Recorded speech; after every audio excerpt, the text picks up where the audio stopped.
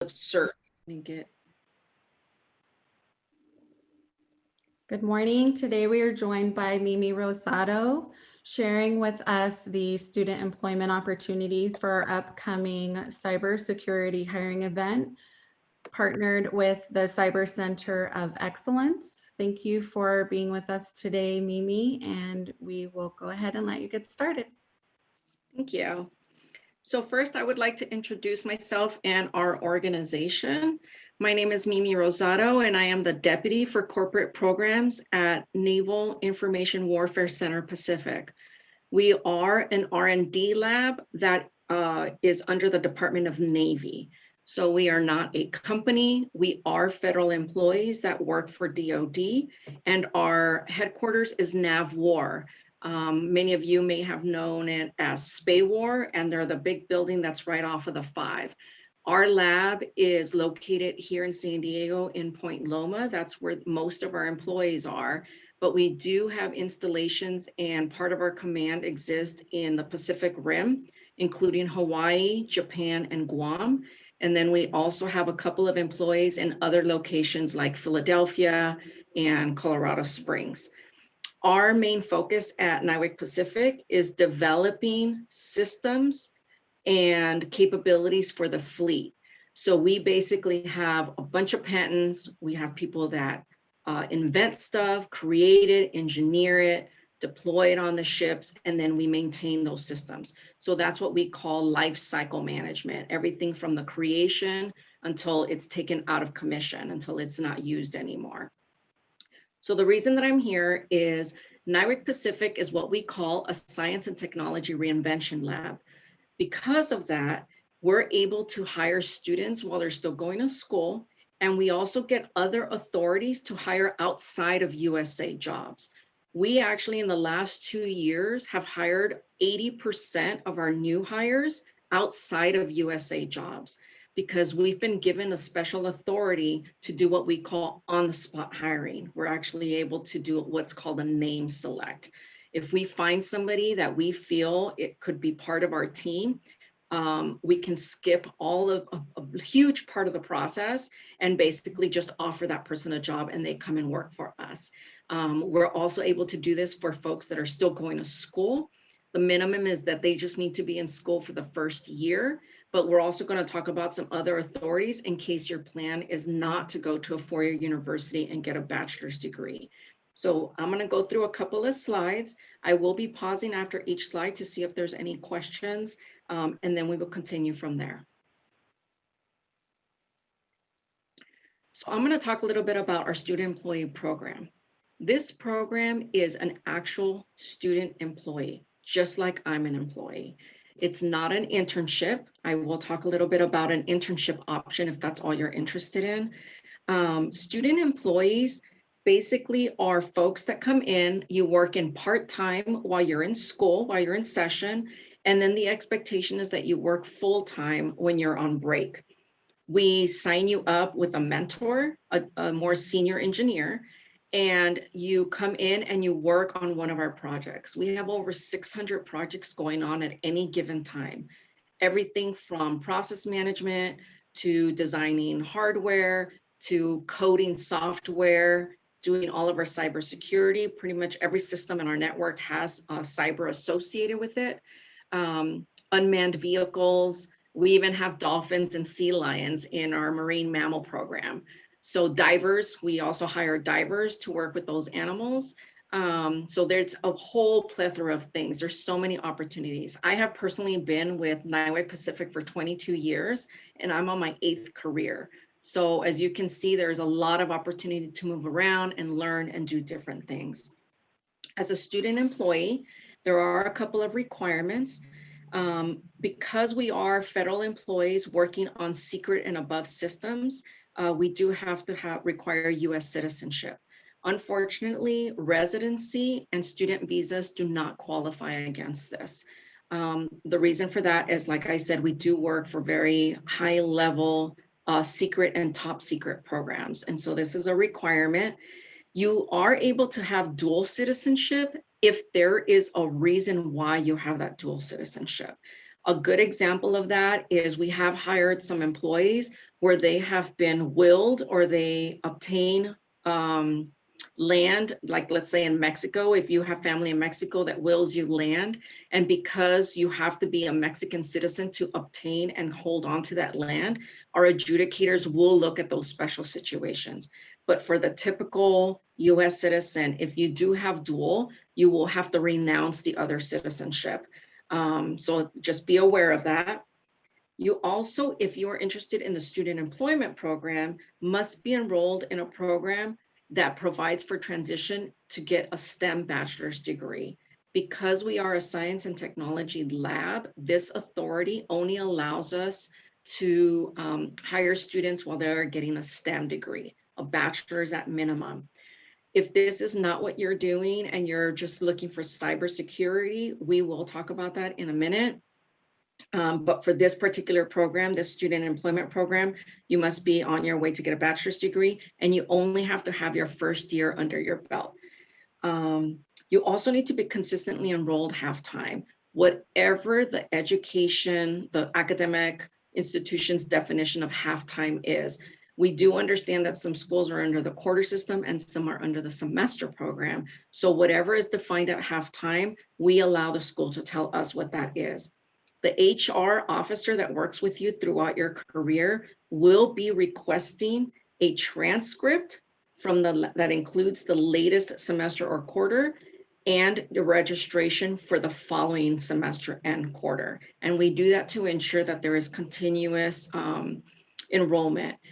This does not include the summer and the winter. If you do want to go to summer school, we will still allow you to work part-time, but we just want to make sure that students understand that they're not required to go to summer school and it will still count as being consistently enrolled.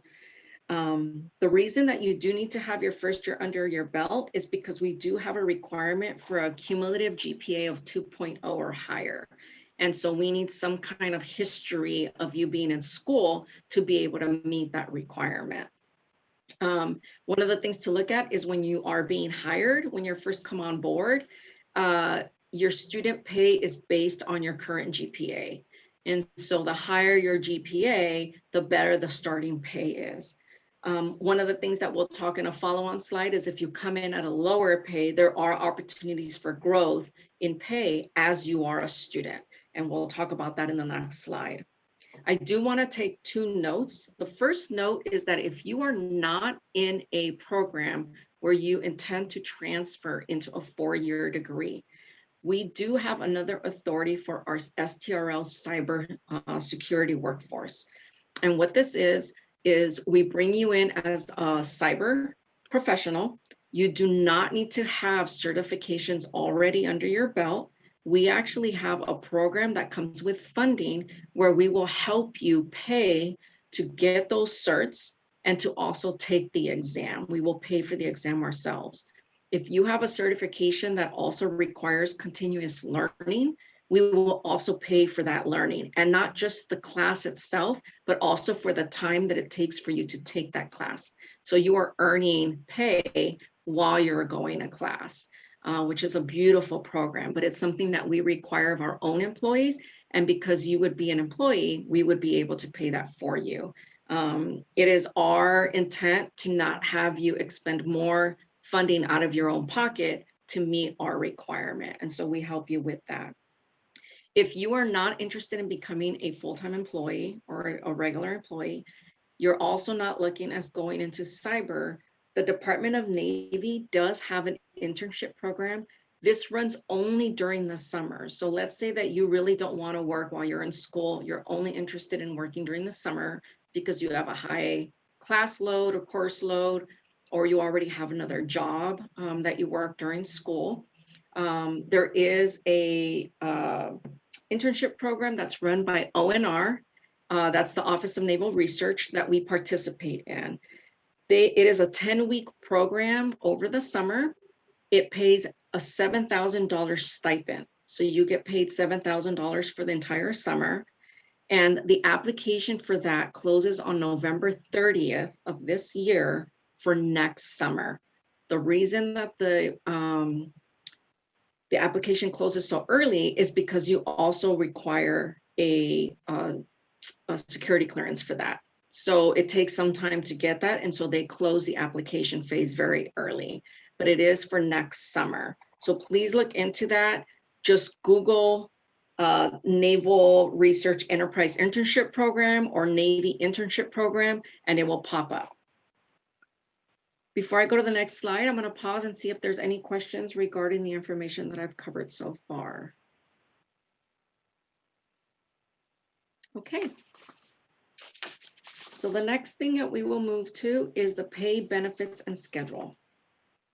So as a student, or even under cyber, we have what's called a pay progression. We are one of the few labs that actually look at contribution-based. If you're familiar with federal employment, most organizations, most federal organizations use what they call a general schedule. So you get what's called a step pay. You just move along the longer you are somewhere.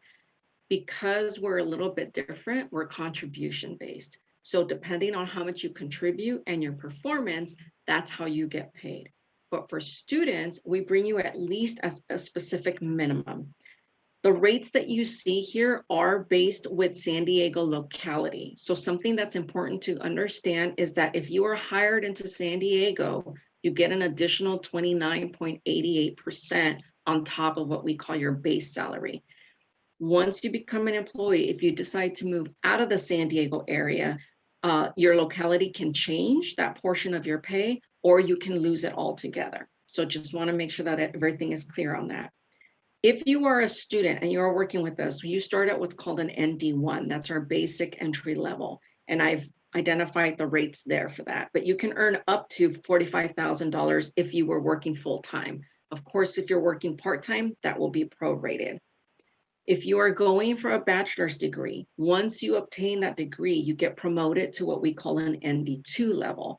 And then as you can see, it's almost $77,000 in pay that you can make right out of college, depending on your GPA. And then as a scientist or technology professional, you can move up to an ND4 under that title, which the maximum right now is about 133,000. But we also have an ND5 level. So let's say that you're there for a little while, you're doing absolutely wonderful. They love you, you're contributing, you can get promoted up to an ND5. And right now the ND5 pay maxes out at about 170,000 a year. So as you can see, as a federal employee, you can make a very good income doing what you love. As a student, we have something called an Accelerated Compensation for Development Plan. It's an ACDP. And what this is intended to do is it sets you on a path for learning, meeting milestones, and then getting rewarded for that. So every 6 months, when you first come on, we set up a schedule that includes a development plan with classes or the types of projects that you want you to do, or the types of systems that we want you to become familiar with. And we set that up for every 6 months at the very beginning. When you obtain your 6 months, we check it against the milestones. If you've met the milestones for development, you then get an increase in your pay. Typically, this is 5 or 6% of pay. Then you wait another 6 months, and then you check your new milestones, and then you get another pay increase. So it's a progressive pay until you graduate from college. So this is a very good way to move up the scale very quickly. And this is outside of your performance pay. So not only do you have an opportunity for a pay increase as a student, but if you're contributing a lot, you can also earn bonuses or a pay increase on an annual basis. Some of the other benefits that you get are very similar to a regular federal employee. As a student, you get the same benefits that I do as a full-time employee, except that they're prorated if you're only working part-time for some of these. But you have access to medical insurance, dental insurance, life insurance. The federal government pays up to 5% of your salary into a 401k for you. They do a matching 5%. And because you are a regular employee, just like I am, the time that you work with us is also counted against your retirement age. And what that does is we are one of the few organizations that still pay a pension when you retire. And so you're accumulating while you're still going to school, which is a great benefit. The biggest benefit for students, I think, is the academic assistance program. At NIWIC Pacific, we have one of the strongest academic assistance programs in the entire nation. And the reason is because we do depend on a highly credentialed organization. So even if right now your plan is only to get your bachelor's or just to get certified in cyber, you may want to think about possibly going back to school, because in the time that I've been there, I have never seen a request for academic assistance be denied. It's that important to us. So if you want to continue with your education, this is a great way to go. We've also, at the moment, we're looking at also implementing a student loan repayment program as one of our retention programs. We're in the middle of working it now, but I do see that coming online here in the next year. So if you already have student loans and you've gotten past probation, we will help you pay those back, which is also a really great benefit. I wish they had that when I went to school. And then on your schedule, so we will work with your school schedule. We understand that every semester or every quarter, you get a different school schedule. So when you get your new school schedule, your supervisor will sit with you and work out what hours you can work. And we accommodate that. Our goal is to ensure that you finish school. That's a win-win for everybody. You win because you get your degree. We win because we can keep you in the program, and the nation wins because you can continue to contribute to our mission. So that is not an issue at all. You can work between 10 and 20 hours while you're in school. And then when you're on break, you would move to full-time if you choose to do so. At NIWIC Pacific, we have what's called a compressed work schedule. And what this means is that we work 9 hours from Monday through Thursday, and then we work 8 hours every other Friday. So every other weekend, you get a 3-day weekend. And if it's a holiday, Monday, bonus, you get 4 days off. So that's a great way. We all love it. I wish they never take us back to anything else because I depend on those Fridays. We also have something that's called flexible work schedule. I'm on a flexible work schedule. And what that means is that because you're going to school, we also have a lot of parents. And now under COVID, with everybody teleworking from home and trying to deal with life balance and things like that, all we require is that you work 80 hours every 2 weeks if you're on a full-time schedule. So I can decide to work at 5 in the morning, 10 o'clock at night, as long as I'm going to my meetings and I'm getting my work done and I'm meeting my hour requirement, my 80 hours, I can basically flex whenever I do that. So that's a really good benefit for a lot of us, especially the ones that have little kids at home, or maybe you have classes and things like that, you can work around your schedule. So does anybody have questions about those topics? Okay, I'm going to move on to the next one. The next topic is very, very important, obtaining your security clearance. And I want to clarify that it's not just obtaining your clearance, but also maintaining your clearance. All NIWIC Pacific employees require a secret clearance at minimum. We also have other employees that are at top secret, SCI, but as a student, you would not be required to do that. It's only based on the type of work that you do. But because we require a secret clearance at a minimum, everybody does get a background check. If the next bullet shows some of the areas that we look at, it's not all of the areas. It's a very, very long, extensive application. There are interviews involved of your neighbors, your roommates, people who have known you in the last 10 years. It's a little bit intrusive, but it's very important for us to ensure that we're hiring somebody that has the qualifications and hasn't done anything illegal and things like that. So I just listed a few of the areas that I know the adjudicators look at. The top 3 infractions that I have seen in obtaining and maintaining a clearance are what I call the 3 Ds: DUIs, drugs, and defaulting on debt. It is not impossible to get a clearance if you do have these in your past, but you do need to justify how you resolved it, if you have any mitigating factors. So I know like in 2013, we had some financial issues and a lot of people defaulted on their homes, right? Because they were upside down on their homes. They were able to notify our security clearance folks, let them know what was going on, and then they were able to keep their clearance. So as long as there are mitigating factors that you can basically demonstrate that you've worked on those issues, it is still possible to get a security clearance. I want to clarify something on the drugs one. I do understand that California, marijuana is approved as a recreational drug. As a federal employee, it is not approved. So if you have partaken in that type of lifestyle, it's okay. You can say that on your security clearance, but you will be requested and required to basically state that you will no longer do that as a federal employee. It is something that they have you sign. And then if that you turn into that issue again, that issue comes up again, then you do run the risk of losing your security clearance.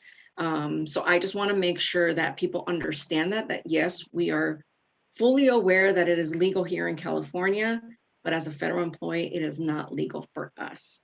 So I always like to clear that up with students. The other one is the defaulting on debt. It is not an issue to have a lot of debt.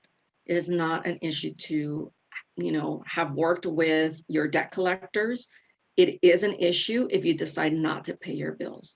I don't know if everybody understands this, but when you sign that credit card form or when you sign that home loan or car note, you are making a promise that you are going to legally pay that back.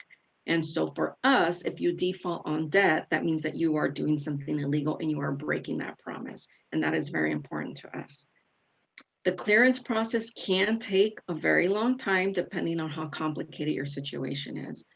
I listed 3 months because I've actually seen this happen. We had a student from another college who was able to get through the security clearance in 3 months because they pretty much lived a very boring life. They were kind of young. They didn't have a lot of time to get into a lot of trouble. And so it was a very simple process. I do want to note that it is not NIWC Pacific that adjudicates the security clearance. That's actually done by what's called a DONCAF out in Washington, D.C. We send them the paperwork and they have independent people that look at those cases and then tell us whether the clearance is going to be approved or not. For NIWC Pacific, our commanding officer can approve what's called an interim clearance. And what that means is that we can say, based on the interview and based on the pre-look of that application, we think this person is okay and we have a high assurance that they're going to get their clearance adjudicated positively. If we can do that, our CO can go ahead and sign an interim clearance. You can start working while your clearance is being finalized by the DONCAF. The only risk to that is that the DONCAF finds something that you did not state in your interview or in your application, and they decide that you are not going to get a clearance. We do have to relieve you of your job at that time. No clearance, no job. So even though the interim clearance allows you to start working, there is a risk that you may not be able to continue working if you were not truthful or if something didn't come up during that clearance process. Are there any questions about this slide? Okay, we will move on to the next slide. Cybersecurity workforce. Because I do understand that a lot of San Diego continuing education students are not going for a degree. They're interested in cybersecurity. I do want to also note that the Cyber Center of Excellence is partnering with us in this job fair or this career opportunity. They have companies like Centec, the FBI, Raytheon, some of their other member companies that will be looking at your resumes, and they will also be hiring. So cybersecurity is an area that we will be looking at. What I've listed here are some of the preferred certifications for most of the companies in San Diego, if you're looking for an entry level, an intermediate level, or an advanced level position. For us, the entry level, you do not necessarily need to already have these certifications, but when we hire, we give you about 18 months to get at least one of them. And then we put you on a track to obtain more of them. If you're already going to school to get training so that you can take these exams, please make sure that you notate that on your resume, because what it demonstrates is that you are on your path. And so when NIWC Pacific or the other CCOE companies look at your resume, they understand that you're already on that path, and then they can help you finish that out. So there's not much to say about this one. It's just listing, and so the students can understand what they should be looking at. Are there any questions about this slide? Okay, so I'm going to move on to the I have a last. question, Mimi. Yes, ma'am. Since we are San Diego continuing education, and this is what we do work our students towards, are these industry certificates. Mhm. And we're not in the GPA section. We're hoping our students will venture over to the community colleges. Mhm. But if I'm coming to apply for your student employee position, and what I have is the certifications, because I've been able to pass them based on attending our classes here, continuing ed, is that viewed as something that could be eligible if I'm not in a credit college that will have a GPA? Can Yes. they be weighed against each other like that?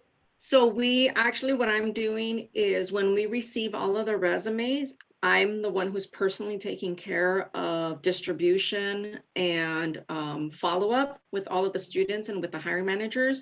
I have over 350 hiring managers just at NIWC Pacific that I work with on these. And so what I'll be doing is I am personally looking at every single resume and then putting them in the right bucket of where we can hire them. So some I will put under the Student Employment Authority, and then the students that are not looking for a degree and are just under cybersecurity, I have a whole department that all they do is cybersecurity.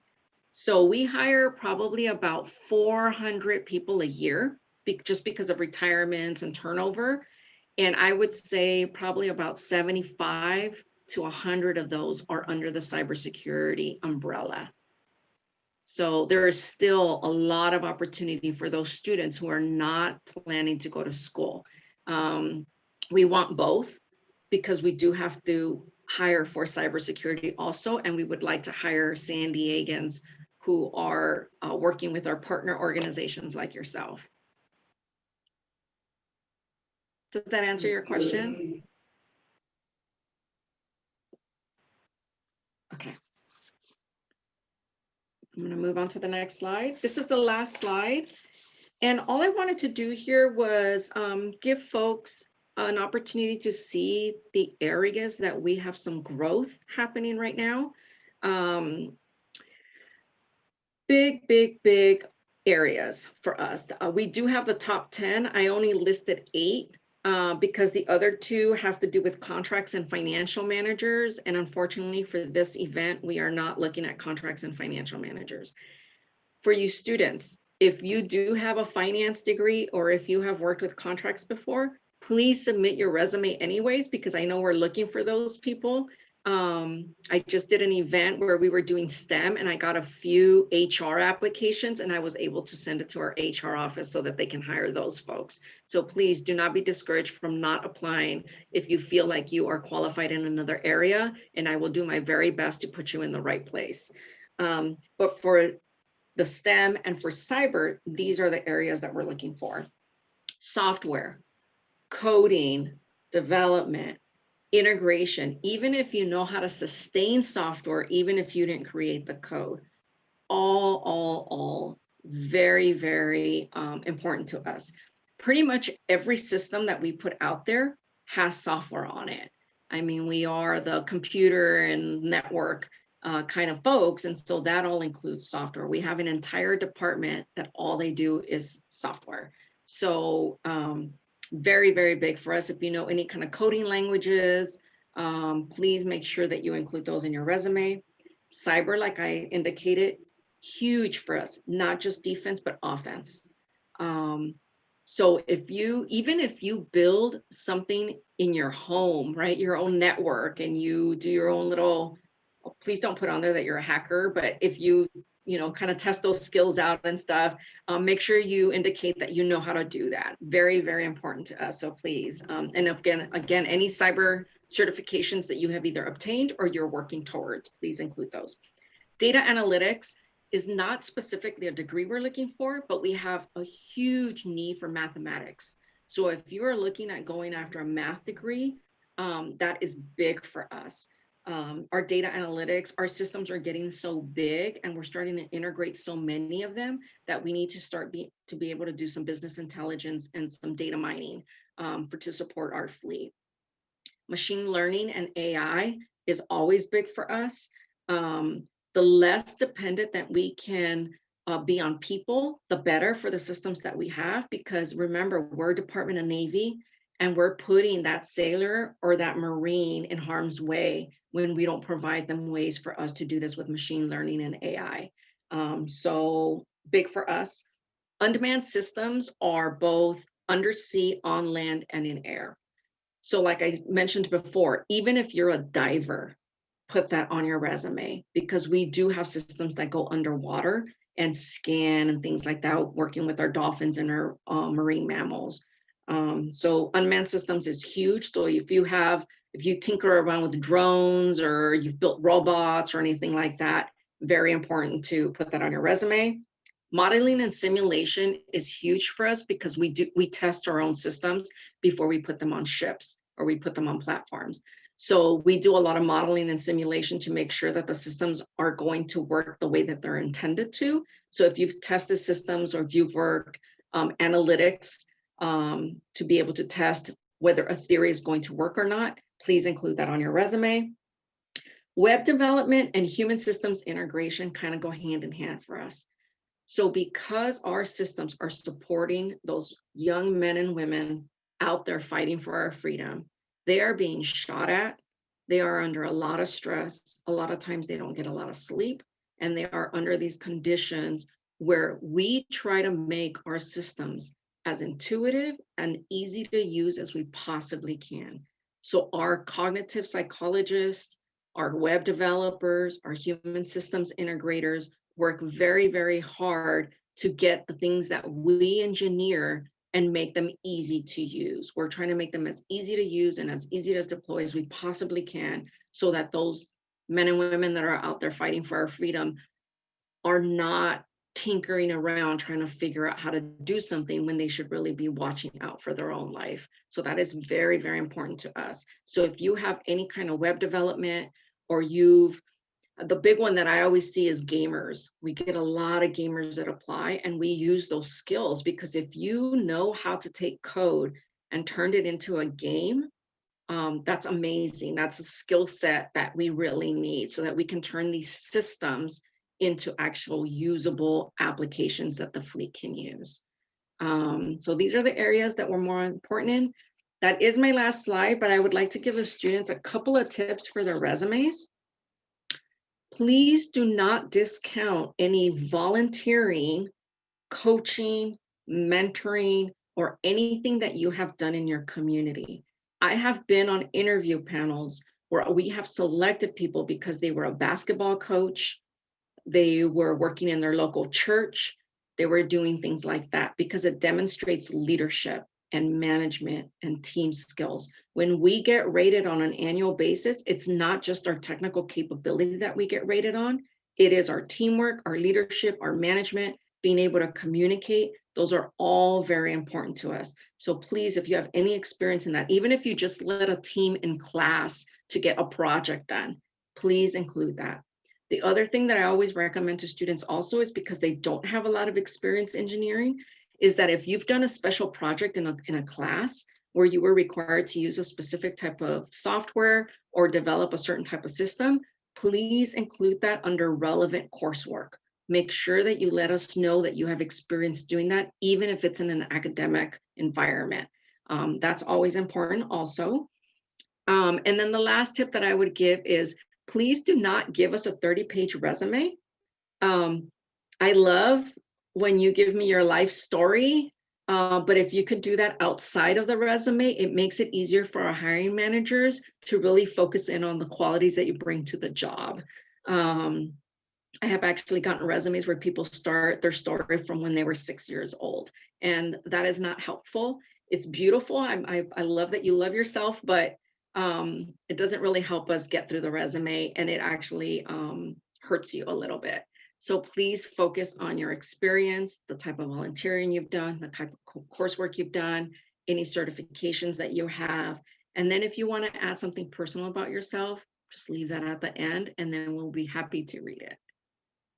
So that is all the information I have. Does anybody have any last questions? Thank you so much, Mimi. Okay. And I am going to stop sharing the screen. Okay, we'll end the recording here. Thank you. Okay.